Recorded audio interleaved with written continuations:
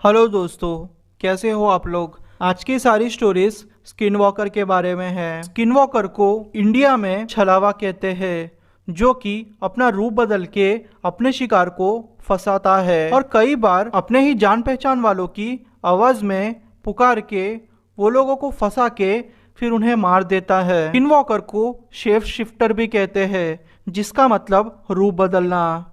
वो अपना रूप बदलता है। यूएस के जंगलों में स्किन वॉकर बहुत फेमस है। स्किन वॉकर के बारे में मैं आपसे ये इन्फॉर्मेशन शेयर करने वाला हूँ, जो कि शायद आपने सुनी नहीं होगी। स्किन वॉकर दूसरे जानवरों को मार के उनका रूप ले लेते हैं। अगर आपका सामना स्किन वॉकर से हुआ हो तो वो स्किन वॉकर आपके घर तक आपका पीछा करेंगे।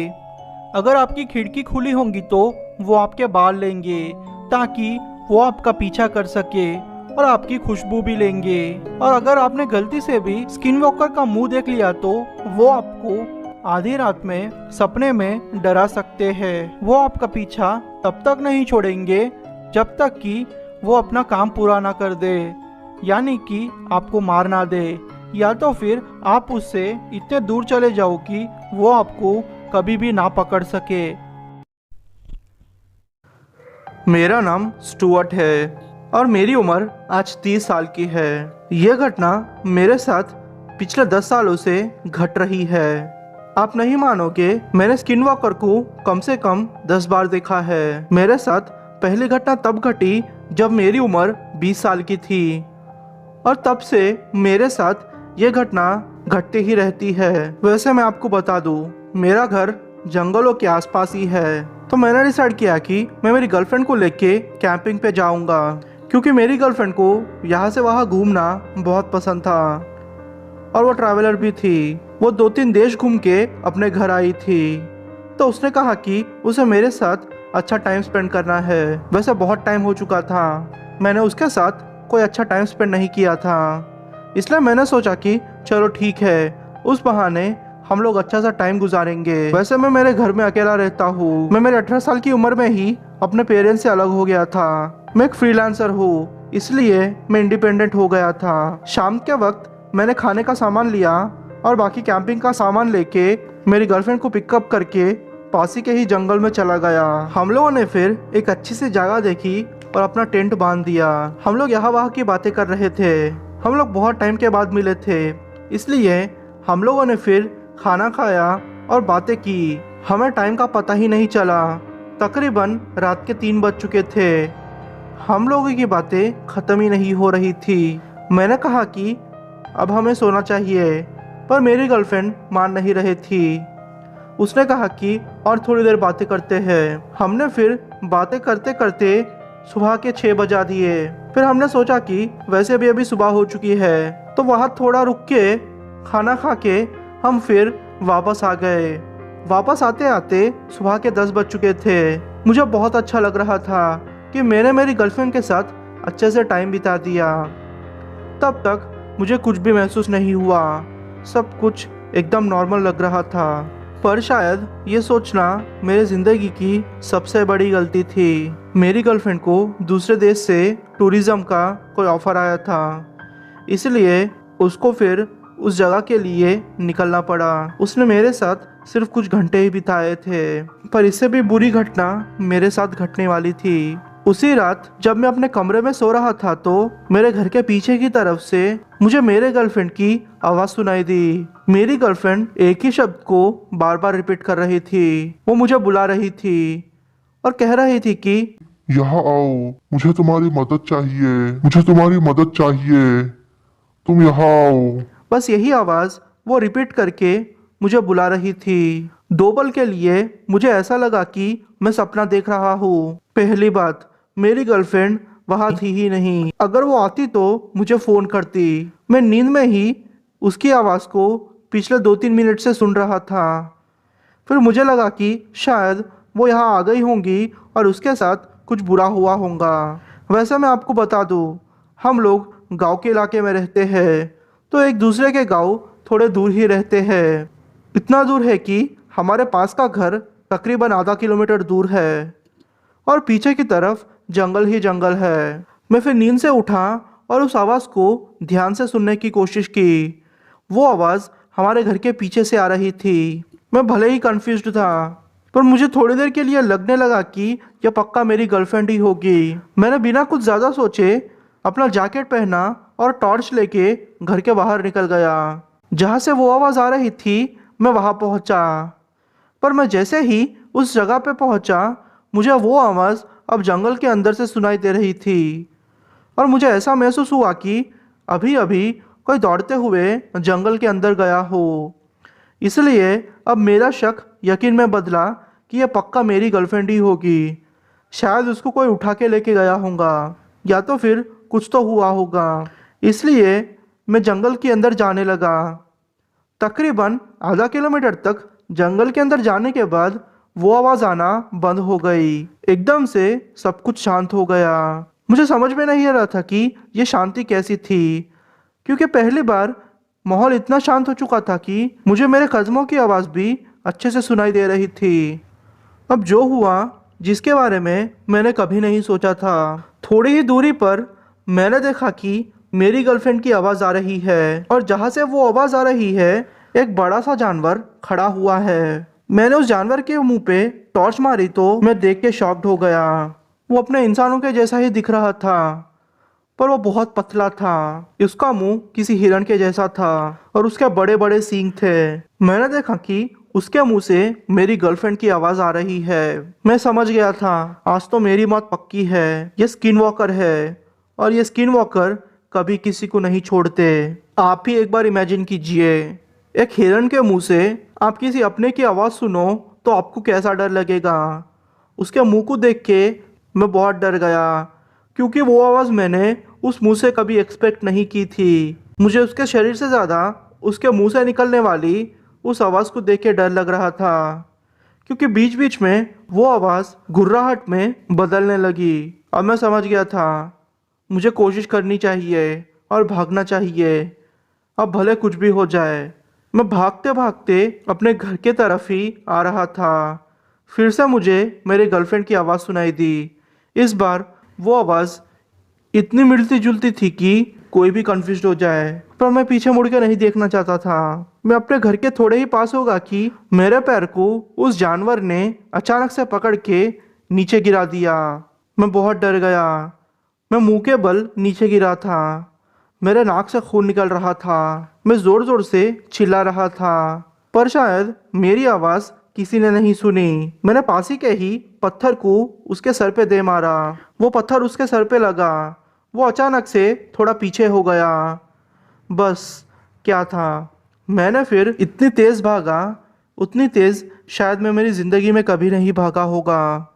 मैं अपने घर के अंदर आके दरवाज़ा बंद कर दिया। मैं इतना डर चुका था कि मैंने मेरे मम्मी पापा को फ़ोन करके अपने घर बुला लिया।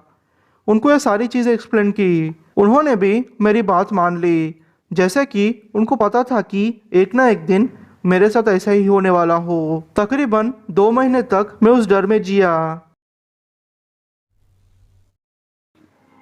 मैं रशिया का रहने वाला हूँ। ये घटना मेरे साथ बहुत साल पहले घटी थी।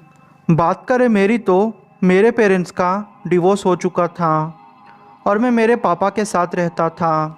मेरे पापा आर्मी में काम करते थे। मेरे पापा का जंगलों में एक कैबिन हुआ करती थी। हम कई बार कैबिन में जाया करते थे। मेरे 2 दोस्त थे। उनमें से एक का नाम ग्रेशिया था और दूसरे का नाम जेम्स था। हम तीनों दोस्त बहुत अच्छे थे। जेम्स से मेरा कांटेक्ट टूट चुका था। ग्रेशिया से मेरा कांटेक्ट बना हुआ था। बहुत साल बाद जेम्स का मुझे मैसेज आया कि क्यों ना हम लोग कैंपिंग पे जाए। मैंने सोचा कि ये अच्छा मौका है कि उसके साथ जो भी मेरा कांटेक्ट टूट चुका था, कैंपिंग के बहाने हम लोगों की दोस्ती फिर से पुराने जैसी हो जाएगी। मैंने भी उसे हामी भर दी। मैंने कहा कि मेरे पापा की वैसे भी कैबिन है और वहाँ पे कोई भी नहीं होगा। तो उसने कहा कि वो अपनी नई गर्लफ्रेंड के साथ मेरे साथ आना चाहता है। मैंने भी फिर उसे हाँ कह दिया। मैंने सोचा कि अगर वो 2 आएंगे तो मैं अकेला हो जाऊँगा। इसलिए मैंने भी फिर मेरे दोस्त ग्रेशिया को कहा। पर मेरी खराब किस्मत थी कि ग्रेशिया ने आने से मना कर दिया क्योंकि वो दूसरे शहर में था। अब वो कैबिन वैसे भी मेरा हो चुका था और आसपास के 5 किलोमीटर तक वो पूरा एरिया मेरे पापा के अंडर आता था, इसलिए टेंशन की कोई भी बात नहीं थी। एक दिन पहले मैं उस कैबिन में चले गया और वोडका पी के यहाँ वहाँ की बातें सोच के फिर सो गया। मैं तकरीबन एक दिन तक सोते रहा। जब मैं उठा तो मेरे सर में बहुत दर्द हो रहा था और वो रात का समय था। मैंने थोड़ी ही देर में किसी ट्रक के आने की आवाज़ सुनी। मैं समझ गया था कि वो पक्का जेम्स ही होगा, पर मैं तो तब शॉक्ड हो गया जब मैंने देखा कि जेम्स के पास जो भी लड़की बैठी है वो लड़की मेरी एक्स गर्लफ्रेंड थी, जिससे मेरा ब्रेकअप 3 महीने पहले हो चुका था। उसे देख के मुझे गुस्सा आ रहा था, पर मैं क्या करता। मैंने अपने गुस्से को काबू में रखा। जेम्स जैसे ही नीचे उतरा वो मेरे गले लग गया। उसने देखा कि मैं उस लड़की को गुस्से से देख रहा हूँ और वो लड़की भी मुझे गुस्से से देख रही है। उसका नाम अलिशिया था। जेम्स ने फिर हम लोगों को पूछा कि क्या तुम एक दूसरे को जानते हो? तो मैंने कहा कि तू उससे ही पूछ यार। फिर वो लड़की जेम्स को थोड़ा दूर लेके गई और सारी चीज़ें शायद उसने बता दी। जब जेम्स मेरे पास आया तो वो गुस्से में था। उसने मुझे थप्पड़ मारा। हम लोग अब तक कैबिन के अंदर आ चुके थे और वो लड़की बाहर ट्रक के पास खड़ी हुई थी। जेम्स ने बोला कि तुम उसके साथ ऐसा कैसे कर सकते हो? तुमने उसे धोखा क्यों दिया? मैं उसे समझाना चाहता था कि ऐसी बात नहीं थी, उसने ही दिया था, पर कोई फ़ायदा नहीं। हम दोनों के बीच हाथापाई हो चुकी थी, पर उतने में ही अलिशिया ने चिल्लाना शुरू कर दिया और उसने कहा कि उसने बकरी जैसे किसी बड़े आदमी को जंगल में देखा है। मैंने कहा कि ऐसा हो ही नहीं सकता। कम से कम 5 किलोमीटर तक यहाँ पे कोई भी नहीं रहता। पर उसने कहा कि अगर तुम चेक नहीं करोगे तो मैं पुलिस को बुलाऊंगी और कहूँगी कि तुमने मुझसे छेड़खानी करने की कोशिश की है। मैं पुलिस के चक्कर में नहीं पड़ना चाहता था, इसलिए फिर मैं अपनी बंदूक लेके उस साइड चले गया। जैसे ही मैं थोड़ा आगे गया, मुझे अपने कैबिन के दरवाजे के बंद होने की आवाज़ आई और उसके साथ साथ मुझे ट्रक चालू होने की आवाज़ आई और जेम्स मेरे पास ट्रक लाके बोला कि तुझसे बड़ा बेवकूफ़ और हरामी इंसान कोई भी नहीं है। तू भी अपने बाप की तरह कुत्ते की मौत मरेगा। वो सुन के मुझे बहुत गुस्सा आया, पर वो तब तक चले जा चुका था। थोड़ी ही देर में मुझे जेम्स की आवाज़ झाड़ियों में से आने लगी। वो आवाज़ भी ऐसे ही मुझे पुकार रही थी, पर वो आवाज़ में कुछ ना कुछ गड़बड़ थी, क्योंकि वो आवाज़ नॉर्मल नहीं लग रही थी। जैसे कि 2-3 जानवर मिलके इंसानों की आवाज़ निकालने की कोशिश कर रहे हो, ऐसी आवाज़ थी। मैं बहुत डर चुका था, पर मेरे पापा ने मुझे सिखाया था कि ऐसे मामलों में खुद को बचाते हुए कभी डरना नहीं चाहिए। मैंने फिर अपने राइफ़ल की सारी बंदूकें वहाँ खाली कर दी और फिर अपने कैबिन के अंदर चला गया। मैं सारी रात ऐसे ही जागा रहा।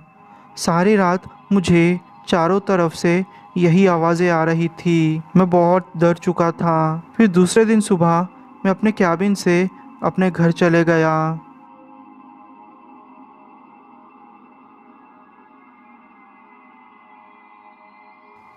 मैं और मेरे 3-4 दोस्त मिलके मेरे ही एक दोस्त नील के फार्म हाउस में जाने वाले थे, क्योंकि उसके फार्म हाउस में उसके दादा दादी जो रहते थे वो एक हफ्ते के लिए बाहर गए थे। तो नील ने कहा कि क्यों ना हम लोग वहाँ गांजा फूके और फिर सारी रात पार्टी करें, पिएंगे, मौज करेंगे। मैंने भी फिर हामी भर दी।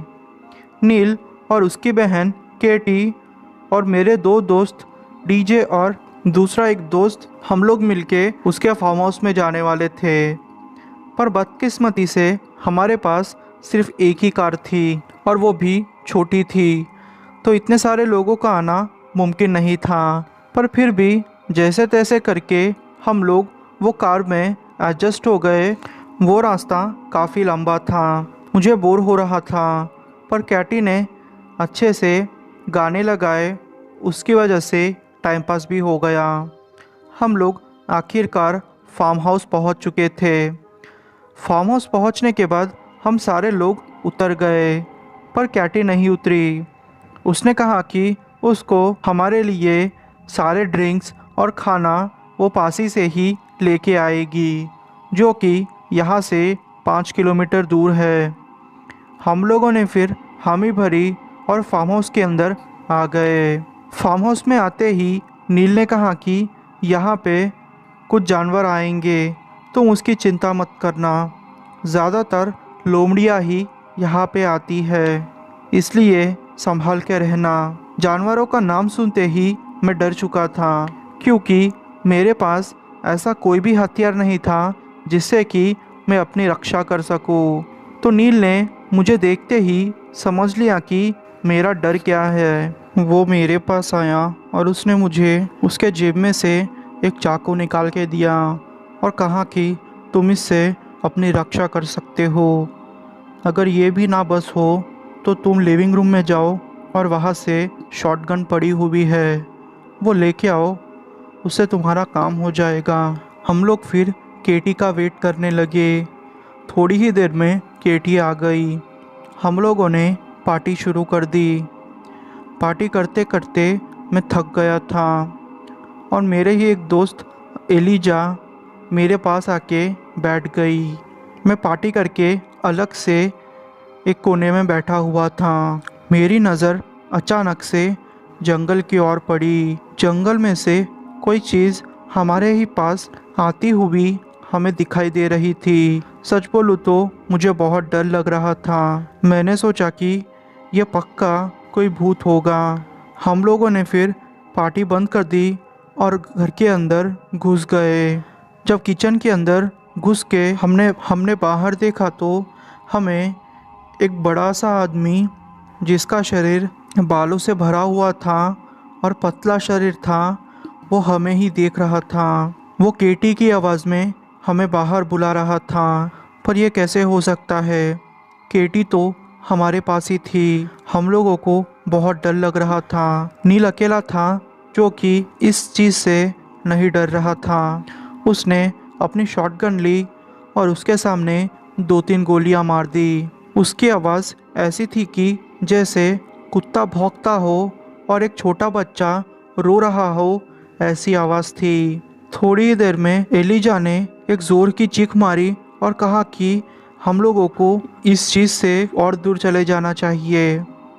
तो उसकी आवाज़ सुन के उस चीज़ ने एलिजा की आवाज़ को कॉपी करने की कोशिश की। हम वो देख के तो पागल हो चुके थे। फिर नील को गुस्सा आया तो उसने शॉटगन से उसके सर पे 2-3 गोलियां मार दी। अब उसके सर से खून जैसा कुछ निकल रहा था। वो जंगल के अंदर भाग गया। थोड़ी देर तक हम पांचों में से कोई भी कुछ नहीं बोला। हम ऐसे ही चुपचाप बैठे रहे। हमें कुछ भी समझ में नहीं आ रहा था। थोड़ी देर बाद सब कुछ नॉर्मल होते ही हम लोग गाड़ी में बैठ के अपने घर चले गए। यह मेरी ज़िंदगी का सबसे ख़राब एक्सपीरियंस था।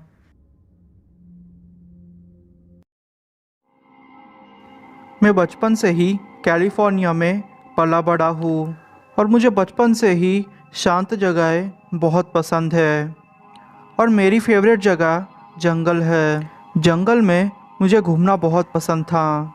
मैं बचपन से ही मेरे दादा दादी के साथ जंगलों में घूमा करता था। मुझे जंगल बहुत अच्छा लगता था क्योंकि शहर में बहुत सारा शोर होता था और उस शोर में मैं रह नहीं पाता था। तो एक तरीके से आप कह सकते हो कि जंगल मेरा दूसरा घर था। मेरी ज़िंदगी में कुछ ऐसी घटनाएं घटी है जिससे मैं स्किन वॉकर पे भरोसा करने लगा हूँ। मुझे बहुत टाइम से एक सपना आ रहा था। वो सपने में मुझे एक लाल कलर की लोमड़ी दिखती। वो लोमड़ी हमेशा मुझे देखा करती और मेरे पास आके वो हंसा करती थी। मेरा सपना हर बार यहाँ तक आके टूट जाता था।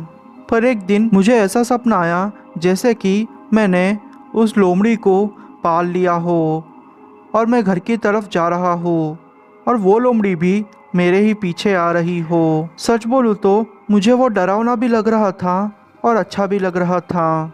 मेरे साथ पहली घटना तब घटी जब मैं 6 साल का था। तो हुआ यूँ कि मैं मेरे दादा दादी के साथ कैंपिंग पे गया था। मुझे कैंपिंग करना बहुत पसंद था क्योंकि स्कूल से छुट्टी मिलती थी और फिर दादा दादी के साथ पूरा दिन घूमना, खाना खाना मुझे अच्छा लगता था। हम लोग कैंपिंग के जगह पे पहुंच गए थे।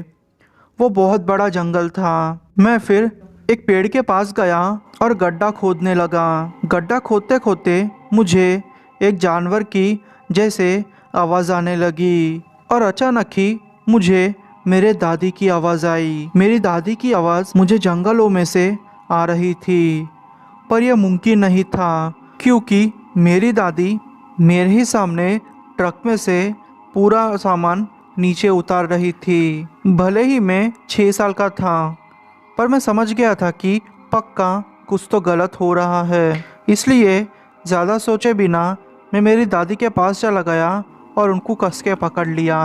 सारा दिन हम लोगों ने खूब इंजॉय किया और रात के वक्त हम लोगों ने ये डिसाइड किया कि हम लोग टेंट बांधे, उससे अच्छा है कि हम लोग हमारी ट्रक में ही सो जाए। और मेरे दादा दादी को भी ट्रक में ही नींद आती थी क्योंकि वो बहुत ही ट्रैवल किया करते थे और ज़्यादातर वक्त उनका ट्रक में ही गुजरता था। तो हुआ यूँ कि मैंने जिद की थी कि मैं खिड़की के साइड सोया करूँगा। दादी को भी मेरी जिद के आगे झुकना पड़ा। हमारे ट्रक की खिड़कियों को पर्दे लगे हुए हैं। मैं अच्छे से सोया हुआ था। अचानक से मेरी नींद आधी रात खुली। नींद खुलना मेरे लिए कोई नई बात नहीं थी। मुझे हमेशा से ही सोने में दिक्कत हुआ करती थी। मेरे रोंगटे तब खड़े हुए जब मैंने वही आवाज़ फिर से सुनी, पर इस बार ये आवाज़ थोड़ी अलग थी और उस आवाज़ ने मेरी दादी की आवाज़ में मुझे फिर से पुकारा। कहाँ हो तुम? बाहर तो देखो, देखो क्या लाई हूँ मैं तुम्हारे लिए। ये सुन के मैं थोड़ा घबरा गया था क्योंकि मेरी दादी मेरे पास ही सोई हुई थी। पर पता नहीं मुझे क्या सूझा, मैंने उस पर्दे को थोड़ा खोल के बाहर देखने की कोशिश की। मैंने फिर बाहर देखा तो मुझे कुछ भी नहीं दिखा। मैंने सोचा शायद ये मेरा भ्रम होगा, पर शायद मैं गलत था। थोड़ी ही देर में मुझे खिड़की के कांच के खटखटाने की आवाज़ आने लगी। शायद ये मेरी सबसे बड़ी गलती थी कि मैंने उस आवाज़ को सुन के पर्दा खोला और बाहर देखा। जैसे ही मैंने बाहर देखा, मुझे बाहर पीली पीली आंखें दिखाई दी। वो आंखें ऐसी थी कि जैसे कांच जैसी हो। छोटे खिलौनों की जैसे आंखें होती है वो वैसी ही थी। वो आंखें देख के मैं कांप गया था। मेरी डर की कोई सीमा नहीं थी। आप ही सोचिए, बाहर अंधेरा हो और आपको कुछ ऐसा दिखाई दे जो कि बहुत डरावना हो। मैं डर के मारे ब्लैंकेट के अंदर छुप गया था। उस रात मुझे नींद ही नहीं आई। दूसरे दिन मैं जब उठा तो मेरी नींद कच्ची थी, पर फिर भी मैंने उस चीज़ को भुलाने की कोशिश की। सारा दिन हम लोगों ने फिर से एंजॉय किया। वो शाम का वक्त था। मैं पेड़ों के पास ऐसे ही बैठा हुआ था कि अचानक मुझे वो आवाज़ फिर से आई, पर इस बार उस आवाज़ में थोड़ा गुस्सा था और वो आवाज़ मुझे मेरे असली नाम से बुला रही थी।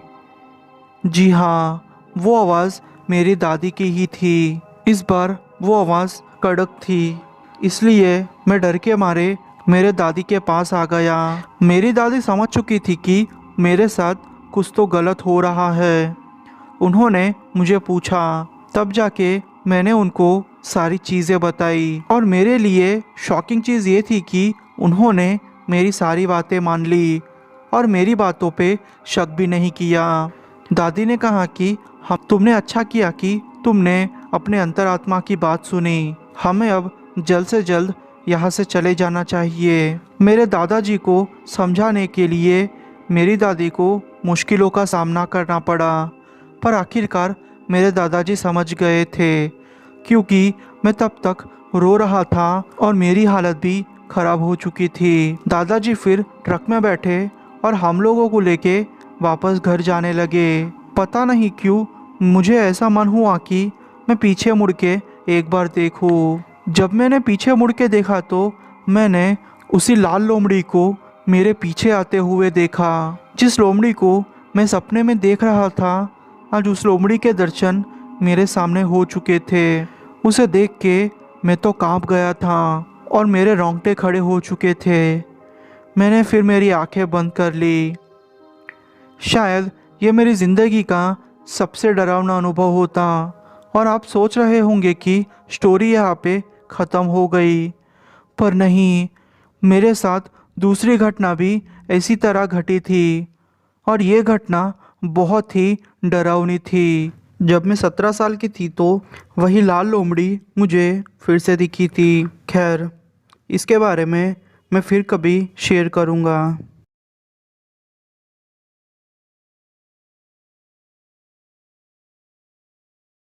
मैं मेरी फैमिली के साथ एक दिन कैंपिंग पे गया था। हम लोग हर साल कैंपिंग पे जाते थे। मुझे कैंपिंग करना बहुत पसंद था। ये घटना तब की है जब मेरी उम्र 16 साल की थी। मेरा भाई मुझसे 4 साल बड़ा था। मेरे मम्मी पापा एक टेंट में सोए हुए थे और मैं और मेरा बड़ा भाई दूसरे टेंट में। तो हुआ यूँ कि आधी रात उसे टॉयलेट जाने की ज़रूरत महसूस हुई। उसने मुझे उठाया और कहा कि यार चलना मेरे साथ। मैंने कहा ठीक है। मैं भले ही छोटा था, पर मैं बिल्कुल डरता नहीं था। मेरा भाई भले ही बड़ा था, पर वो डरपोक था, इसलिए वो कहीं भी जाता तो मुझे साथ ले जाता। हुआ यूँ कि हम लोगों ने सोचा कि क्यों ना जंगलों के अंदर थोड़ा चले जाए, क्योंकि मेरे बड़े भाई को शर्म आती थी। इसलिए तकरीबन हम लोगों ने 100 या 150 मीटर तक जंगल के अंदर चले गए। मेरे भाई ने अपना काम खत्म कर दिया। अचानक से मेरे भाई ने कुछ आवाजें सुनी।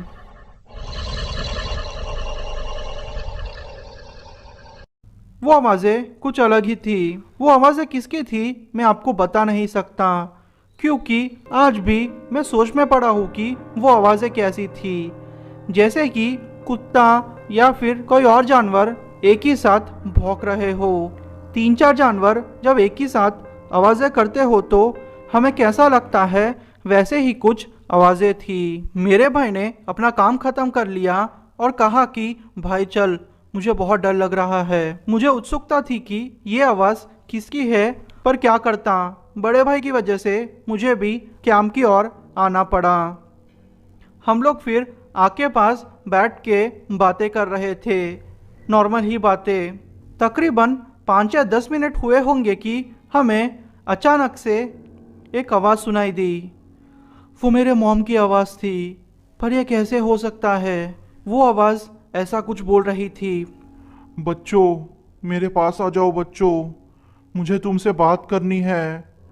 प्लीज़ बच्चों, मेरे पास आ जाओ, यहाँ आ जाओ। वो आवाज़ हम लोगों को जंगल में बुला रही थी।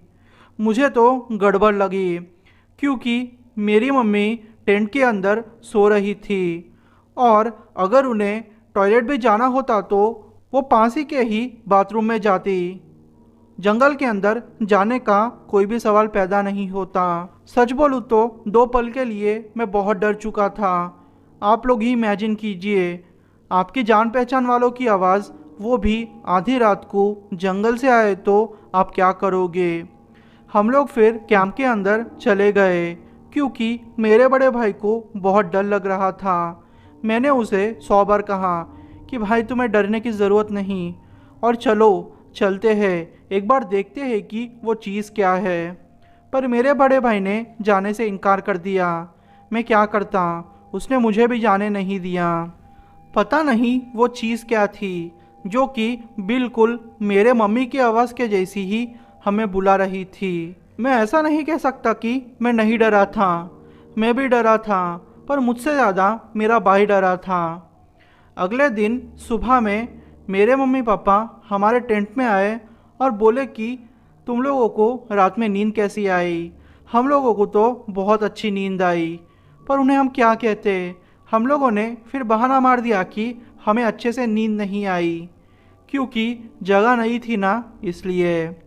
पर कुछ सालों के बाद अच्छे से रिसर्च करके हम लोग इस नतीजे पे पहुँचे कि हम लोगों ने स्किन वॉकर की आवाज़ सुनी थी, क्योंकि मेरी मॉम तो अंदर गई नहीं थी और हमने सुना था कि स्किन वॉकर जान पहचान वालों की आवाज़ में बातें करके शिकार को फंसाता है और फिर उसे मार देता है। तो ये पक्का स्किन वॉकर था। अगर हम लोग वहाँ जाते तो हम भी मारे जाते। मुझ में कैंपिंग का भूत चढ़ा था। मैंने सोचा कि लोग कैंपिंग में गैंग बना के जाते हैं, क्यों ना मैं अकेला कैंपिंग चला जाऊं और लोगों को साबित कर दूं कि कैंपिंग अकेला भी जाया जा सकता है। पता नहीं यह भूत मुझे कैसे चढ़ा था, तो लोगों को साबित करने के लिए खुद से ही कैंपिंग के लिए निकल गया। शायद यह मेरी ज़िंदगी की सबसे बड़ी गलती थी, पर मैंने सोचा कि चाहे जो भी हो जाए मैं अकेला ही कैंपिंग करूँगा, और अगर ऐसा कुछ भी हुआ तो मैं ध्यान लगाऊंगा और वहीं बैठ जाऊंगा, जिसकी वजह से सारी चीज़ें सुलझ जाएंगी। आप मुझे बेवकूफ़ कह सकते हो। फिर मैंने खाना और पानी पैक करके कैंपिंग के लिए निकल पड़ा। बीच रास्ते में आने के बाद मुझे पता चला कि मैं अपना स्लीपिंग बैग भूल गया हूँ। मैंने सोचा कि मैं मेरे एक दोस्त को फ़ोन करके कहता हूँ, पर फिर सोचा कि चलेगा, क्योंकि अगर मैंने स्लीपिंग बैग के बारे में पूछा तो मेरे दोस्त को पता चल जाएगा कि मैं कैंपिंग पे गया हूँ। इसलिए मैंने सोचा कि वह जंगल में कुछ पत्ते लेके उस पत्ते को गद्दे के जैसा बनाऊंगा और फिर सो जाऊंगा। मैं कैंपिंग के लिए आ गया। मैं फिर पास ही की नदी के पास जाके बैठ गया। रात का समय था, चांद भी निकला हुआ था। उस नदी में बहते पानी की आवाज़ मुझे मदहोश कर रही थी। मैंने सोचा कि यही ज़िंदगी है, इतनी अच्छी ज़िंदगी को मैं पहले क्यों नहीं जिया। मुझे बहुत अच्छा लग रहा था। थोड़ी देर के बाद मैं अपने टेंट के पास आया और फिर बैठ गया, पर अचानक से मैंने एक आवाज़ सुनी।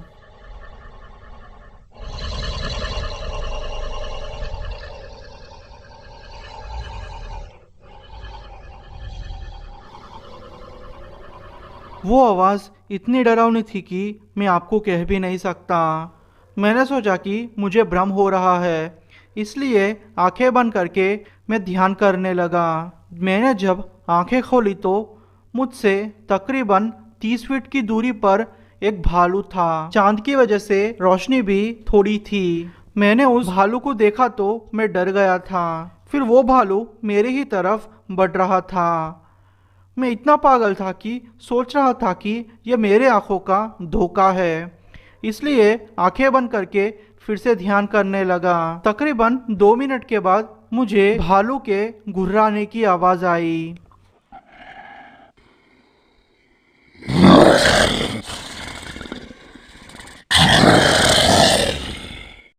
वो भालू अब मुझसे 5 या 6 फीट ही दूर था। वो भालू अचानक से कुछ बड़बड़ाने लगा, जैसे कि कोई मंत्र पढ़ रहा हो, और अचानक से ये शब्द बोले उसने। मैं वो नहीं जो तुम सोच रहे हो, मैं कुछ और ही हूँ। मैं वो नहीं जो कि तुम सोच रहे हो, मैं कुछ और ही हूँ। यह शब्द सुन के मैं थोड़ा डर गया था। मैंने सोचा कि पक्का ये तो मेरा भ्रम ही हो सकता है, क्योंकि एक भालू कैसे बोल सकता है। इसलिए मैं आंखें बंद कर दिया। जब मैंने मेरी आंखें खोली तो वो भालू अब धीरे धीरे एक इंसान के जैसा बदल रहा था। वो भालू के पैर अब पतले हो चुके थे और उसका शरीर बदल चुका था। उसके कान नहीं दिख रहे थे मुझे। उस भालू ने फिर जोर से चिल्लाया।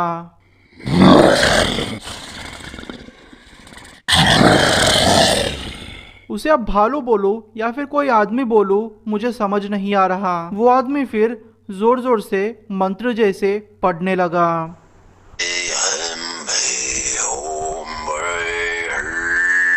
और जोर से बोला। चले जाओ यहाँ से। मैं अब पक्का कंफर्म हो चुका था कि ये मेरा भ्रम नहीं है और ये जो कुछ भी हो रहा है वो सब कुछ सच है। अचानक से पीछे मुड़ा और देखा कि मेरा टेंट तो मेरे पास ही है और उस टेंट में से रोशनी आ रही है। और जैसे ही मैंने आंखों की पलकें झपकाई, मैंने देखा कि मैं मेरे टेंट के अंदर बैठा हुआ हूँ और सूरज निकल गया है। जब मैंने टाइम देखा तो सुबह के 10 बज चुके थे। सच बोलूँ तो मुझे यकीन ही नहीं हो रहा था। मैंने सोचा कि मैं एक अलग ही डायमेंशन में आ गया हूँ। डायमेंशन का मतलब एक अलग ही दुनिया में आ गया हूँ जिसका मैं निवासी नहीं हूँ, क्योंकि थोड़े सेकंड्स पहले तो रात के 2:30 या 3 बजने चाहिए थे और अचानक से ये सुबह के 10 कहाँ से बज रहे हैं। आपको यह स्टोरी सुनने पर अलग ही लगेगा। आप सोचोगे कि मैंने पक्का सपना देखा था, पर ऐसा नहीं था। मैंने सपना नहीं देखा था। जो भी हुआ था सच हुआ था। आप भले ही मेरी बातों पे विश्वास ना करें, पर थोड़ी देर के लिए मुझे ऐसा लगा कि मैंने एलियन से मुलाकात कर दी और उस एलियन ने मुझे एक मौका देकर छोड़ दिया। मुझे थोड़ी देर के लिए लगा कि मैंने समय यात्रा कर दी, यानी कि टाइम ट्रैवल कर दिया, पर वो स्किन वॉकर था। थोड़े टाइम के बाद मुझे पता चला इसके बारे में, पर गनीमत ये थी कि मैं बच गया। मैंने फिर कसम खा ली कि चाहे कुछ भी हो जाए, मैं मेरी ज़िंदगी में अकेला कैंपिंग पे नहीं जाऊंगा। मेरा नाम बंसीलाल है और मेरी उम्र 56 साल की है। मैं एक किसान हूँ। ये घटना मेरे साथ 15 साल पहले घटी थी।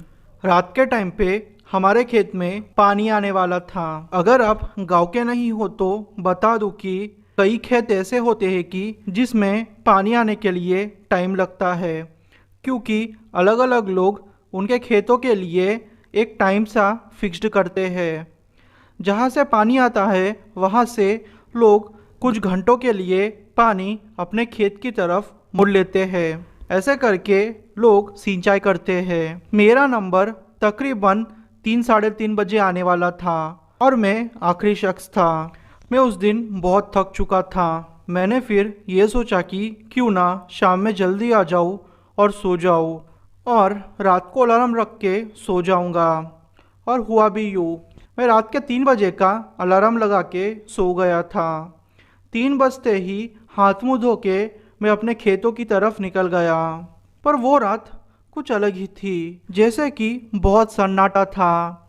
हमारे खेत पहुंचने के लिए हमको बहुत सारे पेड़ों के बीच से गुजरकर जाना पड़ता है। मैं ऐसे ही अपने मोबाइल के टॉर्च लेके आगे बढ़ते जा रहा था। सब कुछ ठीक ही चल रहा था। अचानक से मुझे मेरा दोस्त रवि मिल गया।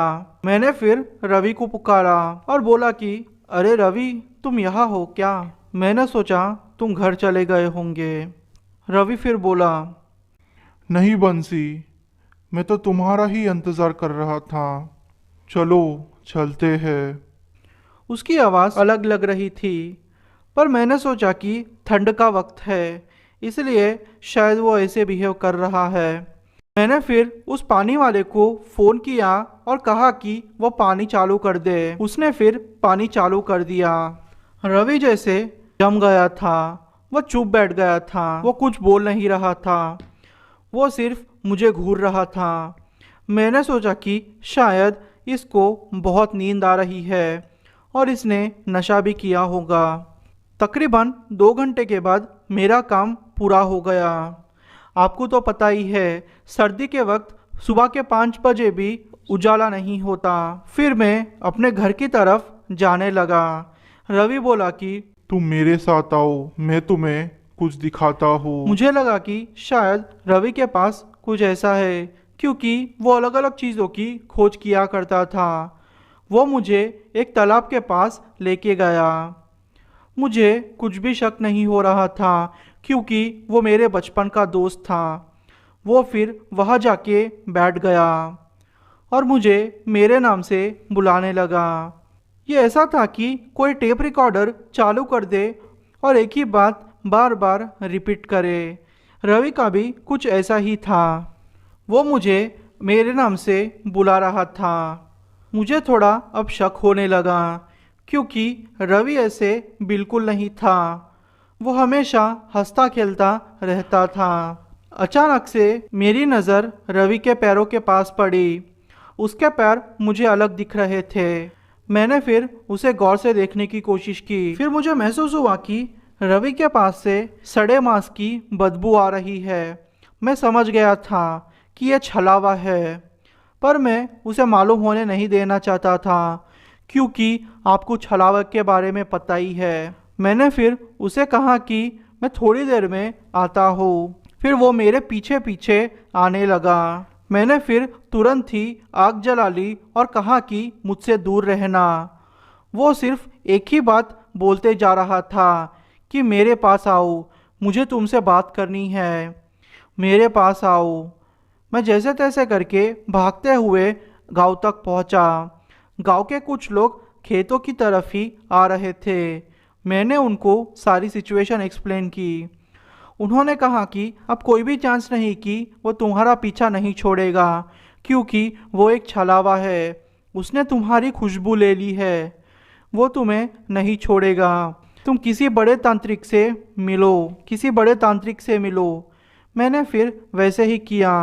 तांत्रिक ने कहा कि कुछ महीनों के लिए इस गांव को छोड़ दो, ताकि वो छलावा तुम्हारी खुशबू भूल जाए और फिर तुम्हें फिर से तंग ना करे। और हुआ भी ऐसा। 4 महीनों तक मैं मेरे साले के घर पे था। सब कुछ ठीक होने के बाद मैं वापस आ गया और मैं रात के वक्त कभी भी वहाँ नहीं जाता। बाद में मुझे पता चला कि रवि तो उस रात गांव में था ही नहीं। वो सुन के तो मैं और डर गया। मेरा नाम स्टीव है। हम लोग खेतों में रहा करते थे। मेरे परिवार में मेरी बहन, मेरे मम्मी पापा और मेरा बड़ा भाई था, जो कि बाहर दूसरे देश में जॉब किया करता था। तो अब हम सिर्फ 4 लोग ही थे। हुआ यूँ कि हमारा घर खेतों के एक कोने में था और हमारे घर के पीछे बड़ा सा जंगल था। तो होता यूँ कि हर रात एक बड़ा सा कोई जानवर आता और हमारे घर की खिड़की के पास मुझे घूरता और चला जाता। मैंने इसके बारे में मेरे पापा से कई बार बात की, पर उन्होंने कहा कि कोई छोटा जानवर होगा। उन्होंने मेरी बात को कभी भी सीरियस नहीं लिया। इस बात पे हम दोनों के कभी कभी झगड़े भी हो जाते। वो जानवर रोज आता, मेरी खिड़की कभी कभी खटखटाता और फिर वहाँ से चले जाता। मेरे रूम में मैं अकेला सोता था और जब तक मैं मेरे घर वालों को बुला के वहाँ ले जाता, तब तक वो जानवर गायब हो जाता। ये सिलसिला 6-7 महीनों के लिए चला। फिर अचानक से वो सिलसिला बंद हो गया। वो तकरीबन 1 साल के लिए वो सिलसिला जैसे रुक गया था। मैंने सोचा कि अब वो जानवर कभी भी मुझे नहीं परेशान करेगा, पर मैं गलत था। हुआ यूँ कि गर्मियों का टाइम था। रात के तकरीबन 1:30 बजे थे। हमारी गाय बाहर बंधी हुई थी। वो ज़ोर ज़ोर से आवाज़ें कर रही थी। मैंने सोचा कि कोई जानवर आ गया होगा। वो गायों को कुछ करे उससे पहले उस जानवर को भगा देता हूँ। मैं फिर एक लकड़ी लेके बाहर चला गया, पर शायद बाहर जाना मेरी सबसे बड़ी गलती थी। मैंने देखा कि मेरे सामने एक बड़ा सा दानव खड़ा हुआ है। उसके 2 पैर बहुत पतले थे और उसका मुंह कुछ बकरियों के जैसा था और उसकी अंतड़ियाँ दिख रही थी। वो मेरे सामने खड़ा हुआ था और उसके मुंह से मैंने एक शब्द सुना, मेरी तरफ देखो, मुझे देखो, मेरी तरफ देखो। फिर अचानक से वो आवाज़ मेरे पापा की आवाज़ में बदल गई। वो दानव कहने लगा कि बेटा स्टीव, मेरे पास आ जाओ। मुझे तुम्हारी हेल्प चाहिए, मुझे तुम्हारी मदद चाहिए। स्टीव बेटा, मेरे पास आ जाओ। पर मुझे पता था कि ये स्किन वॉकर है, ये लोगों को फंसा के मार देता है। मेरा घर पास ही में था। मैंने फिर ज़्यादा सोचे बिना उस स्किन वॉकर के आगे लकड़ी फेंकी और फिर घर के अंदर घुस गया। मेरे घर वाले भी अब वहाँ आ चुके थे। मेरे पापा ने स्किन वॉकर को अपनी आंखों के सामने देखा था और फाइनली उन्होंने मेरी बातों पे भरोसा कर लिया। मुझे खुशी थी कि उन्होंने मेरी बातों पे भरोसा किया और कहा कि तुम सही थे। हम लोगों ने उस फॉर्म को पिछले 3 सालों से छोड़ दिया है और फिर हम लोग 1-2 महीने में फिर से वहाँ जाने वाले हैं। पता नहीं इस बार मेरे साथ क्या होगा। मेरा शरीर शायद एक चुंबक के जैसा काम करता है। जी हाँ, आपने सही सुना। क्योंकि बचपन से लेके आज तक मैंने ऐसे कई दानव देखे हैं जो कि आम इंसान के लिए सोचना भी मुश्किल होता है। पता नहीं मेरे शरीर में ऐसा क्या था कि ऐसे जानवर मुझे दिखा करते थे। एक दिन की बात है, यह घटना मेरे साथ तब घटी जब मेरी उम्र 24 साल की थी। इस घटना को मैं कभी भी नहीं भूल सकता। हुआ यूँ कि मैं और मेरे दो दोस्त मिलके कैंपिंग के लिए गए थे। हम लोगों ने बहुत सी ड्रिंक्स ली थी। हमने सोचा कि अच्छे से खाएंगे पिएंगे, बस मज़े करेंगे। हम लोगों ने पार्टी शुरू कर दी थी। उस रात को तो ज़्यादा कुछ फील नहीं हुआ। दूसरे दिन यहाँ वहाँ घूम के कैंपिंग ख़त्म करके हम लोगों ने सोचा कि अगले दिन निकल जाएंगे। रात में हम लोगों ने म्यूज़िक बजाया, गाना गाया, मज़े किए। पर अचानक से मेरे ही एक दोस्त ने मेरी गर्लफ्रेंड के बारे में टॉपिक निकाला। मेरी गर्लफ्रेंड रोज से मेरा ब्रेकअप हो चुका था क्योंकि उसने मुझे धोखा दिया था। फिर मेरे दोस्त ने ऐसी कुछ बातें बताई जो कि मुझे अच्छी नहीं लगी। हम दोनों के बीच में अब लड़ाई हो चुकी थी।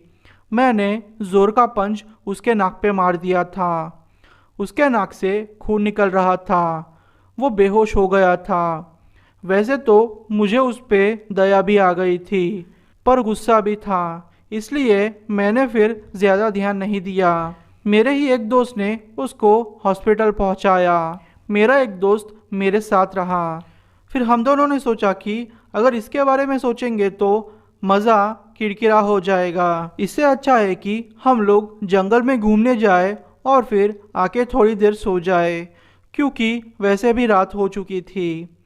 मैंने फिर मेरे हाथ में राइफ़ल ले ली, क्योंकि आपको तो पता ही है मुझे कोई ना कोई जानवर दिख ही जाता है। इसलिए मैंने फिर मेरी राइफ़ल ली और जंगल की तरफ जाने लगे। हम लोगों को सब कुछ अच्छा लग रहा था, पर थोड़ी देर के बाद आगे जाते ही हम लोगों को जंगल में आने वाली आवाज़ें सुनाई ही नहीं दे रही थी, क्योंकि सब कुछ शांत हो चुका था। जैसे कि छोटे छोटे कीड़े मकोड़ों की आवाज़ आती है, वो भी नहीं आ रही थी। अचानक से सब कुछ शांत हो गया था। मुझे और मेरे दोस्त को एक कोने से मैंने जिस दोस्त को मारा था उसकी आवाज़ सुनाई दे रही थी। वो आवाज़ ऐसी थी कि दोस्त, मुझे बचाने आ जाओ। मुझे तुम्हारी मदद चाहिए। मुझे तुमसे बात करनी है। दोस्त, आ जाओ, प्लीज़ आ जाओ। मुझे तुमसे बात करनी है। बस यही शब्द दोहराते जा रही थी। मैंने सोचा कि मेरा वही दोस्त वापस आ गया है और मुझसे मजाक कर रहा है। मैं अब पागल हो चुका था, क्योंकि पहले तो उसने ऐसी बातें की जो कि मुझे पसंद नहीं आई और वो किसी जंगल की झाड़ियों में रह के मुझे छिड़ा रहा था। पर मेरा दूसरा दोस्त समझदार था। उसने कहा कि यार देख, ये हो ही नहीं सकता, ये पक्का हमसे कोई मजाक कर रहा है, क्योंकि अपना वही दोस्त अभी हॉस्पिटल पहुंचा है, उसका मैसेज मुझे अभी आया है, तो यह हो ही नहीं सकता कि वो अब यहाँ अपने साथ हो और अपने से मजाक कर रहा हो। ये चक्कर कुछ और ही है। फिर मेरे दोस्त ने मुझसे कहा कि हमें अब संभाल के रहना पड़ेगा।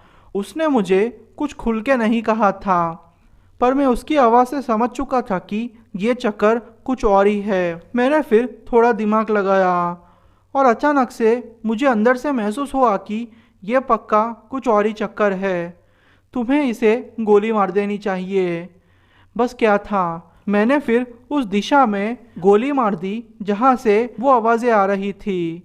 अचानक से वो आवाज़ें एक ज़ोर की चिल्लाने की आवाज़ में बदल गई।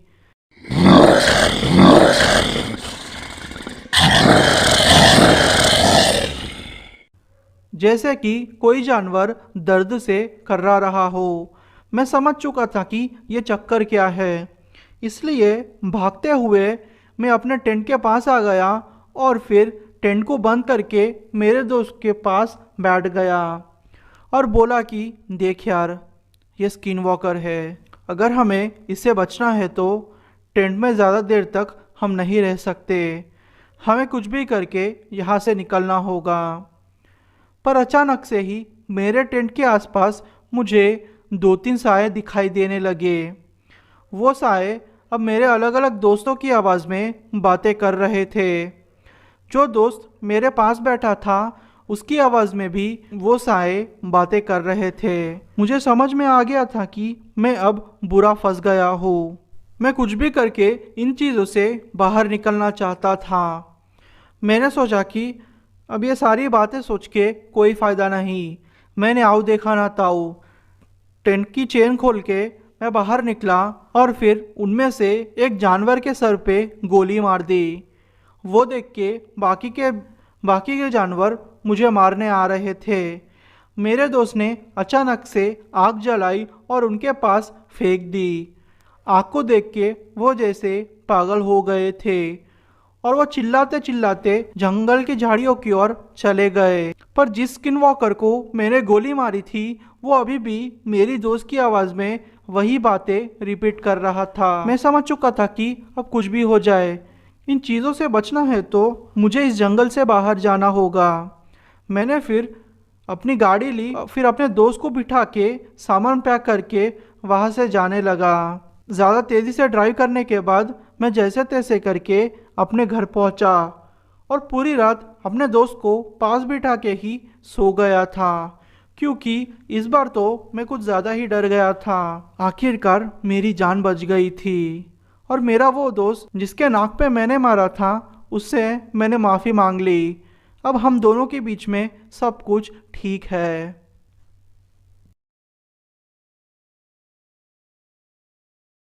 यह बात सितंबर 2019 की है। मेरी उम्र 19 साल की है। हमारी फैमिली एरिज़ोना ट्रिप के लिए गई थी। हमारा सफ़र काफ़ी मज़ेदार था। सब कुछ ठीक चल रहा था। हमारे चारों तरफ पेड़ ही पेड़ थे जो दिखने में बहुत सुंदर लग रहे थे। शाम होने लगी थी। मुझे लगा था कि हम लोग रात होने से पहले हमारी लोकेशन तक पहुंच जाएंगे, पर कहीं ना कहीं मुझे लग रहा था कि कोई हमारा पीछा कर रहा है। पर मैंने इग्नोर किया, सोचा ये मेरा वहम होगा। हम लोग तकरीबन मोटर होम पार्क रात के 11 बजे पहुँचे। मैंने और मेरे भाई ने टेबल सेट किया और टेंट भी बांधे। मेरे घर वाले थक चुके थे तो वो जल्दी सो गए और थोड़ी देर बाद मैं और मेरा भाई भी सो गए। मैंने जागते रहने की कोशिश की क्योंकि मैं पहली बार इस जगह पे आया था। मैं बहुत एक्साइटेड था कि इस जगह पर क्या क्या है, और जगह नहीं थी तो मुझे भी एडजस्ट करने के लिए टाइम चाहिए था। पर मैं ज़्यादा देर तक बेड पे नहीं सो पाया।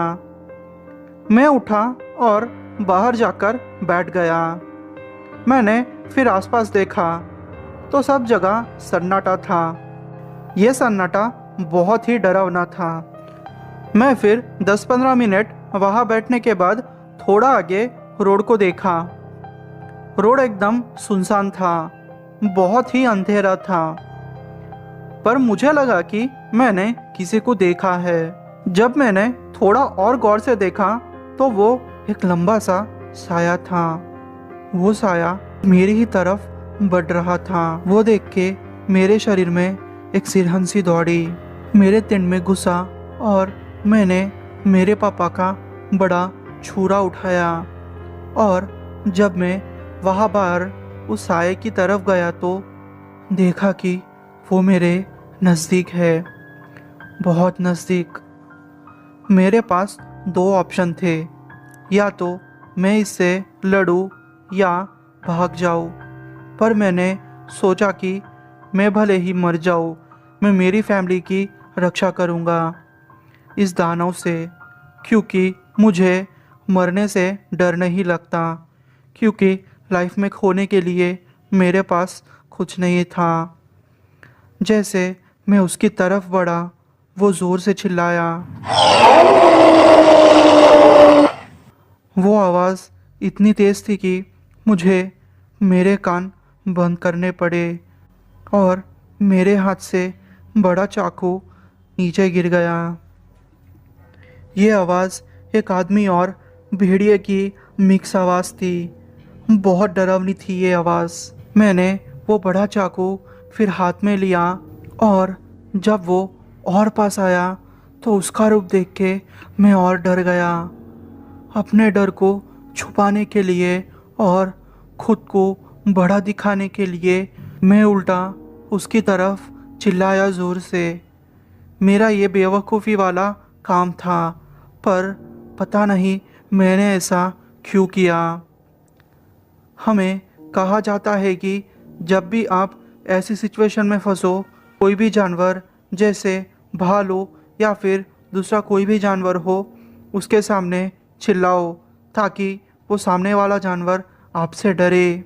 इसलिए मैं यहाँ चिल्ला पड़ा, पर कोई फ़ायदा नहीं हुआ। वो हिला तक नहीं। मेरी धड़कनें अब तेज़ हो रही थी। मुझे लगा कि मैं अब हार्ट अटैक से मर जाऊंगा। मैं ज़ोरों से सांस ले रहा था। मैं बहुत डर गया था। मैं भाग के मेरे टेंट में आ गया और टेंट को अच्छे से बंद कर दिया। मैंने उसके कदमों की आवाज़ सुनी। वो अब पास आ गया था और वो फिर से एक बार चिल्लाया। थोड़ी देर के बाद वो वहाँ से फिर भाग गया।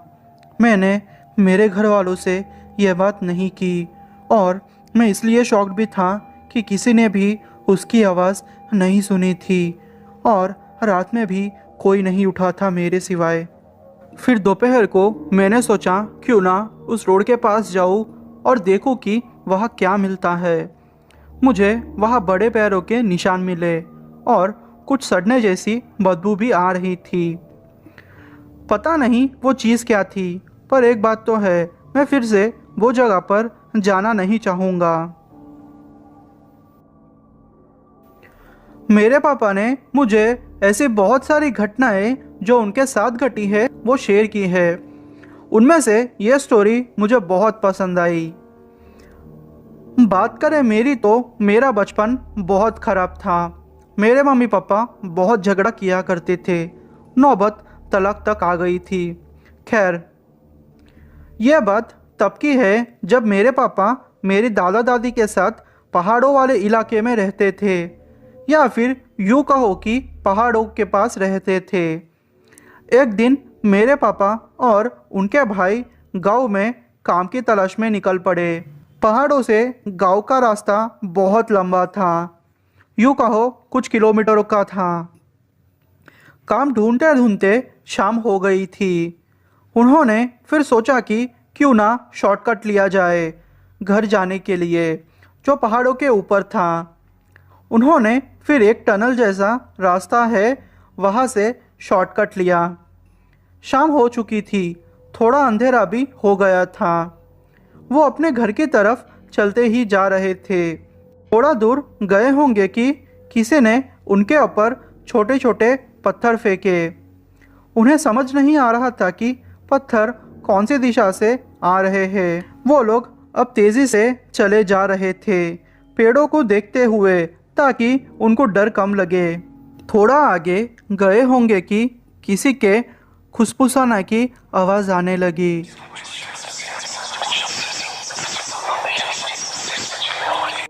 वो आवाज़ पेड़ों से आ रही थी।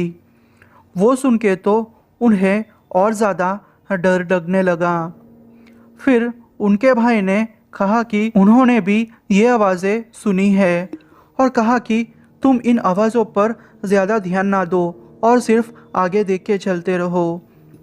जैसे जैसे अंधेरा होते जा रहा था वो लोग और तेज़ी से घर के तरफ जा रहे थे, बल्कि वो लोग अब दौड़ रहे थे क्योंकि अब उन्हें बहुत ज़्यादा डर लग रहा था। उनके बड़े भाई ने उनसे कहा कि ये वही स्किन वॉकर होगा जो कुछ हफ्ते पहले उनका पीछा कर रहा था। वो लोग भागते भागते घर जा रहे थे, पर उनको सूझा कि क्यों ना वो अपने दादा दादी के घर चले जाए। मेरे पापा ने उनके बड़े भाई से कहा कि उनको अलग अलग दिशा से कोई उनके नाम से पुकार रहा हो, ऐसी आवाज़ें आ रही है और वो आवाज़ डरावनी है।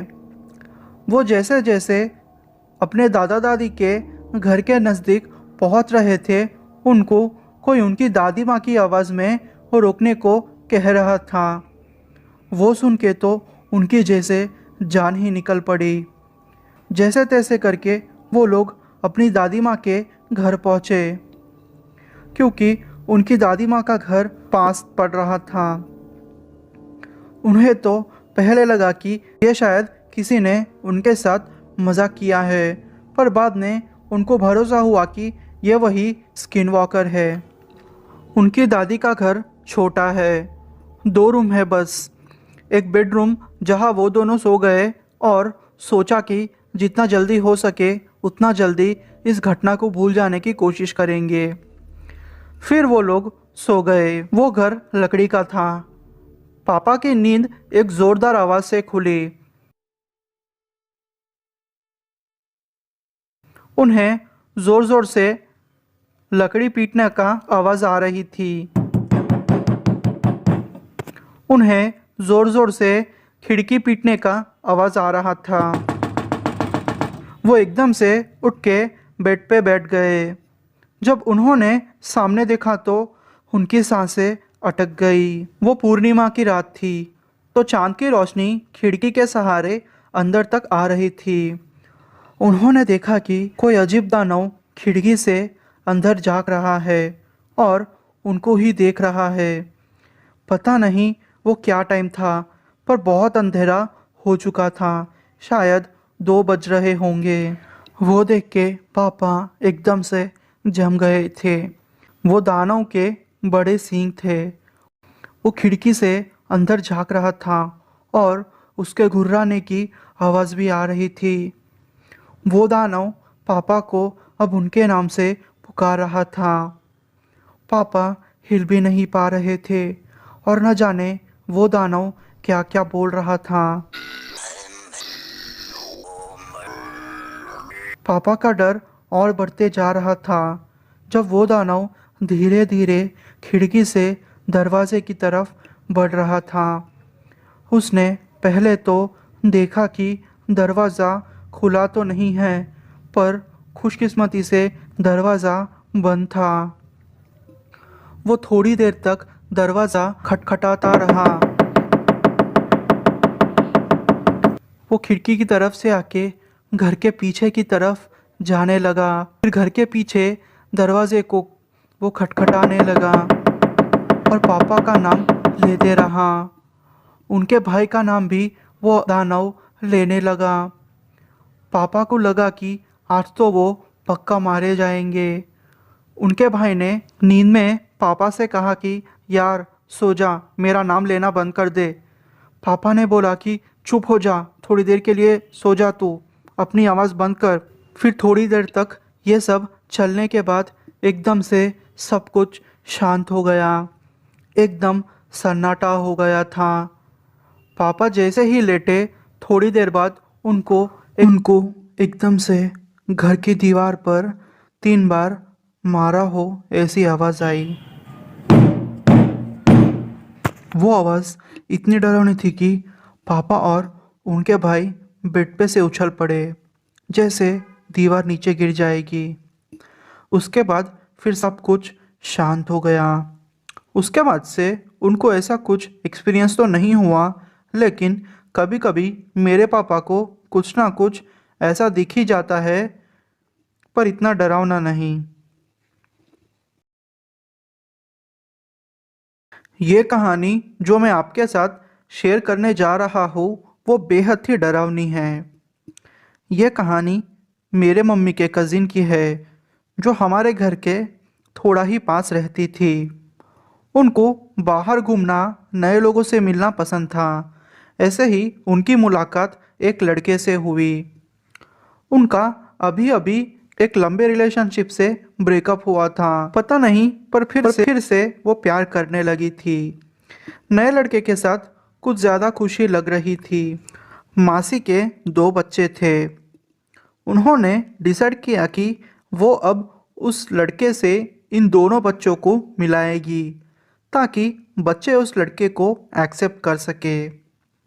टाइम जैसे होते गया, वो बच्चे इस नए लड़के को एक्सेप्ट करने लगे और थोड़े ही टाइम में वो लड़का मेरे मासी के घर आके सेटल हो गया। बात करें उनके नए बॉयफ्रेंड की, तो वो शहर का लड़का था। उनके 1 साल के रिलेशनशिप के बाद उनको कुछ आत्मा जैसा दिखना शुरू हो गया, जो अपनी मौजूदगी का एहसास दिलाती थी। कभी कभी दरवाज़ा पीटना, तो कभी कभी खिड़की से झांकना, या फिर फुसफुसाने की आवाज़ें आती। जल्दी चीज़ें और बिगड़ने लगी। एक रात की बात है, तकरीबन आधी रात का समय था। तब वो बाथरूम जाने के लिए उठे थे। तब उनको कुछ सड़े मांस की बदबू आने लगी। जैसे ही उन्होंने उनका काम ख़त्म किया, उन्होंने खिड़की के बाहर घर के पास एक काले से साये को खड़े हुए देखा। उनको वो साया बड़े कुत्ते के जैसा लग रहा था। उनको कुछ अजीब सा महसूस हुआ। उन्होंने सोचा कि शायद उनको भ्रम हो रहा है। उसके बाद ऐसी कोई भी घटना उनके साथ नहीं घटी। बहुत दिनों तक सब कुछ ठीक रहा। एक बार मेरी मासी घर के बाहर उनके बॉयफ्रेंड के साथ बैठी थी। रात काफ़ी हो चुकी थी। फिर वो बोले कि उन्हें नींद आ रही है। उनके बॉयफ्रेंड ने बोला कि तुम जाओ, मैं थोड़ी देर में सिगरेट पी के आता हूँ। फिर वो सिगरेट पीने लगा। वो ऐसे ही बैठा था सिगरेट पीते हुए। अचानक से थोड़ी देर बाद उनको कुछ ऊपर से लकड़ी खुरदने की आवाज़ आई। जब उन्होंने ऊपर देखा तो वो एक बड़ा सा काला कुत्ता और आदमी जैसा कुछ था। वो देख के वो डर गए और अंदर आ गए। उन्होंने बोला कि उसकी आंखें चमक रही थी। फिर सब ने बाहर जाके देखा, पर बाहर कोई नहीं था। नवाजो प्रजाति के लोगों का मानना था कि वो स्क्रीन वॉकर हो सकता है। वो ठहरा शहर का, कहा हमारी बातों पर विश्वास करने वाला था। पर चीज़ें और बिगड़ने लगी। एक दिन मासी बाहर थी, तो उनका बेटा और उनका बॉयफ्रेंड रात में दोनों मिलके टीवी देख रहे थे। रात काफ़ी हो चुकी थी। उनका बेटा उसके रूम में जाके वीडियो गेम्स खेलने लगा। थोड़ी देर के बाद उनके बेटे को मासी के रूम से आवाज़ें सुनाई दी। वो वहाँ मासी के रूम में गया तो उनके बॉयफ्रेंड ने ज़ोर की चीख मारी और घर के बाहर भागने लगा। मासी का बेटा भी बाहर चला गया। पूछने पर मासी के बॉयफ्रेंड ने बताया कि जब वो सो रहा था तो किसी ने खिड़की पर खटखटाया। उसने सोचा कि शायद उनसे कोई मजाक कर रहा है। जब वो खिड़की के पास आया तो उन्होंने उनकी ज़िंदगी का सबसे डरावना मंजर देखा। पास से ही उस स्किनवॉकर को देखा, वही चमकती हुई आंखें। वो उसको पकड़ने के लिए बाहर दौड़ा, पर नहीं पकड़ पाया। फिर उसने उसकी माँ से इसके बारे में मदद मांगी। तांत्रिक की मदद से उसकी माँ ने सब कुछ ठीक कर दिया।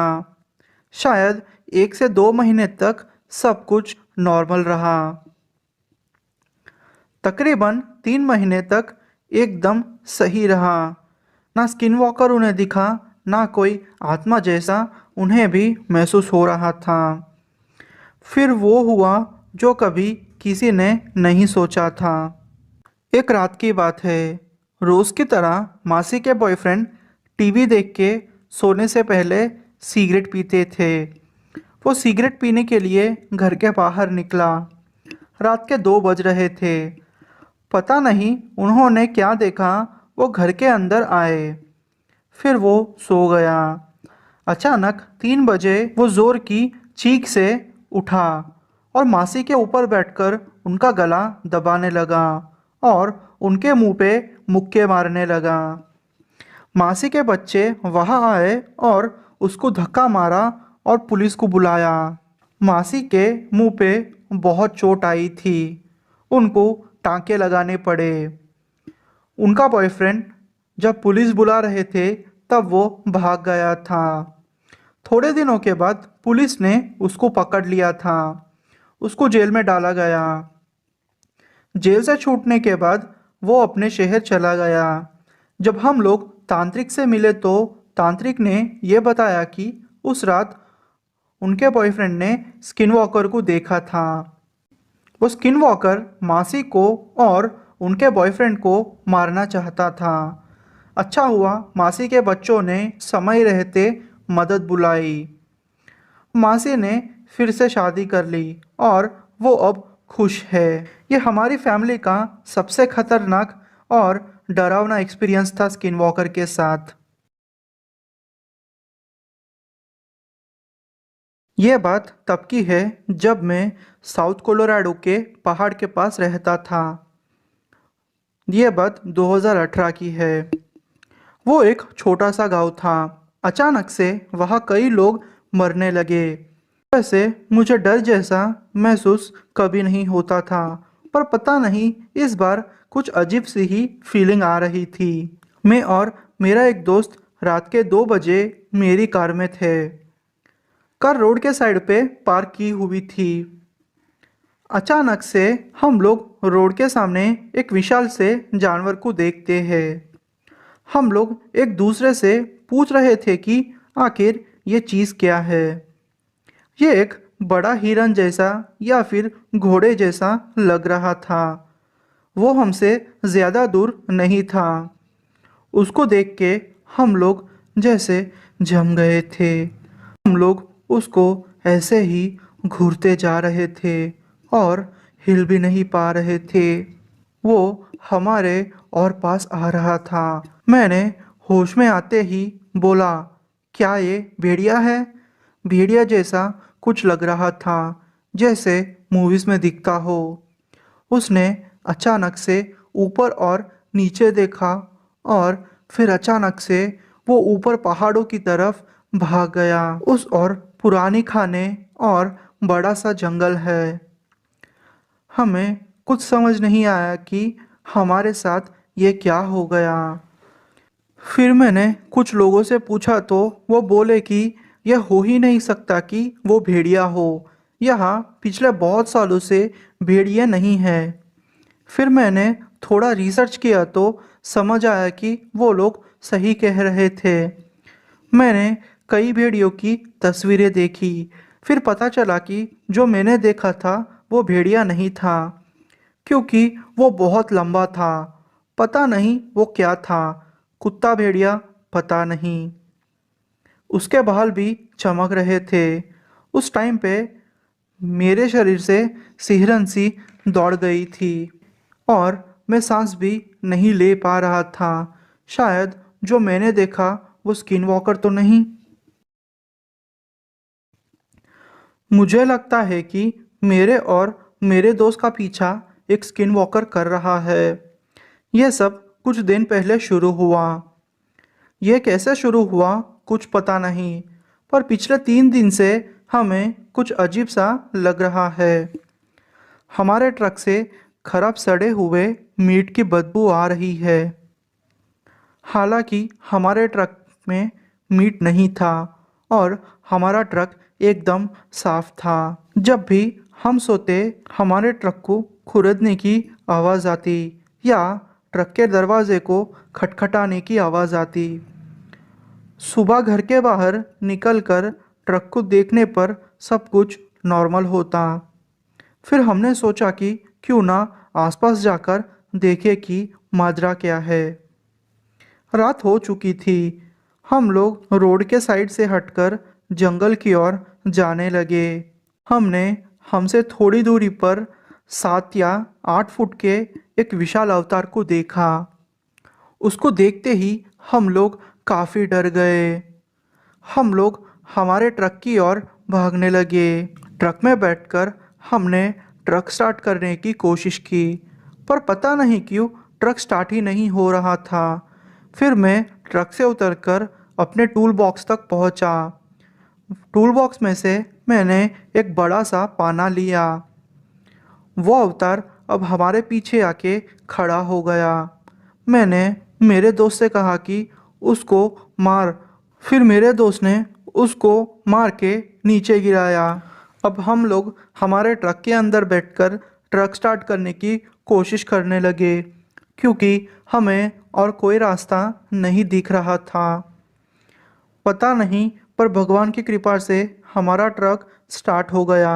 फिर हम लोग हमारे गैराज पहुँचे और ट्रक से बाहर निकलकर गैराज के अंदर जाके सब कुछ बंद कर दिया। खिड़की, दरवाजे सब कुछ हमने लॉक कर दिए, क्योंकि गैराज बहुत नज़दीक सा। घर जाना शायद रिस्क होता, इसलिए हम लोग गैराज चले गए। शायद आपको इस बात पर भरोसा नहीं होगा, थोड़ी ही देर में वो सारी खिड़कियाँ जैसे हिलने लगी। मैं जाके खिड़की को देखने ही वाला था कि खिड़की पर किसी के खटखटाने की आवाज़ें आने लगी। ये मोमेंट हमारे लिए बहुत ही डरावना था। हमें इतना डर लग रहा था कि शायद हम हार्ट अटैक से ही मर जाएंगे। सच बोलूँ तो जो दरवाज़ा हमने लॉक किया था वो अपने आप ही, उस दरवाजे का लॉक अपने आप से खुलने लगा। वो देख के तो मेरी सांसें अटक गई थी। मैं दौड़कर जाके उसके लॉक को पकड़कर फिर से लॉक करना चाहता था, पर शायद वो मुझसे भी बहुत स्ट्रांग था। हम दोनों से भी कंट्रोल नहीं हो रही थी। मैं फिर हथौड़ी लेकर रेडी हो गया। सोचा जो होगा देखा जाऊंगा। शायद 1-2 मिनट के बाद एक लड़की का मैसेज मेरे फ़ोन पे आया, जिसको मैं बहुत पसंद करता था। उसने अचानक से मुझसे कहा कि मैं खतरे में हूँ, प्लीज़ मेरी मदद करने आओ। ये लड़की कभी भी मुझे टेक्स्ट नहीं करती, पर अचानक ही आज उसने मुझे मैसेज किया। मैंने पूछा क्या हुआ, तो वो बोली कि उसके घर वाले उसको घर से निकाल दे रहे हैं और उसको मेरी ज़रूरत है। मैंने सोचा शायद ये मेरे लिए अच्छा चांस होगा उसको इम्प्रेस करने का, तो मैं जाने के लिए रेडी हो गया। पता नहीं, मुझे लगा कि अंदर रहना शायद हमारे लिए सेफ होगा।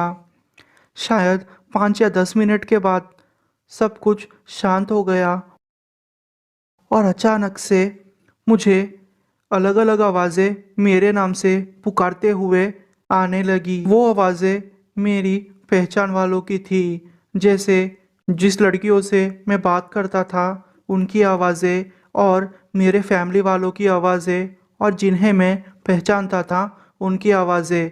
सबकी आवाज़ों से बाहर से मुझे कोई बुला रहा था। मैं समझ गया था कि ये चक्कर क्या है। मेरे शरीर पे गूज बम्स आ रहे थे। मैंने सोचा आज तो अपनी मौत तय है। मुझे बहुत डर लग रहा था, पता नहीं क्या होगा हमारा। हम लोग ये सोच के ही सारी रात वहीं बैठे रहे। सुबह होते ही मैंने घर के बाहर नमक डाल दिया। किसी ने कहा था कि नमक डालने से स्किन वॉकर फिर से नहीं आएंगे। जब हम लोग बाहर जाके देखा तो हमें ना पैर के निशान ना डेंट के निशान कुछ नहीं दिख रहे थे। सब कुछ जैसे नॉर्मल हो गया था। पता नहीं आपको मेरी स्टोरी पे भरोसा होगा या नहीं, पर मैंने जो भी कहा हर एक वर्ड सच्चा है।